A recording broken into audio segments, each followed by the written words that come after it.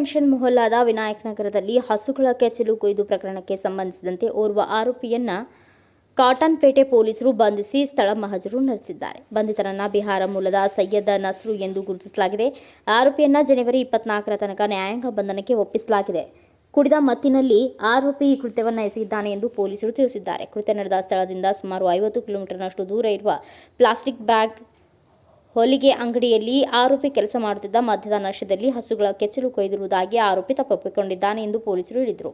ಆರೋಪಿ ಒಬ್ಬನೇ ಕೃತ್ಯ ಎಸಗಿದ್ದಾನೆ, ಬೇರೆ ಯಾರೂ ಭಾಗಿಯಾಗಿಲ್ಲ. ಆದರೂ ತನಿಖೆ ಮುಂದುವರಿಸಲಾಗಿದೆ ಎಂದು ಪೊಲೀಸರು ತಿಳಿಸಿದರು. ಆರೋಪಿಯನ್ನ ನ್ಯಾಯಾಧೀಶರ ಎದುರು ಹಾಜರುಪಡಿಸಲಾಗಿದ್ದು, ಜನವರಿ 24ರ ತನಕ ನ್ಯಾಯಾಂಗ ಬಂಧನಕ್ಕೆ ಒಪ್ಪಿಸಿದ್ದಾರೆ. ಆರೋಪಿಯನ್ನ ಪರಪ್ಪನ ಅಗ್ರಹಾರ ಕೇಂದ್ರ ಕಾರಾಗೃಹದಲ್ಲಿ ಕಳುಹಿಸಲಾಗಿದೆ.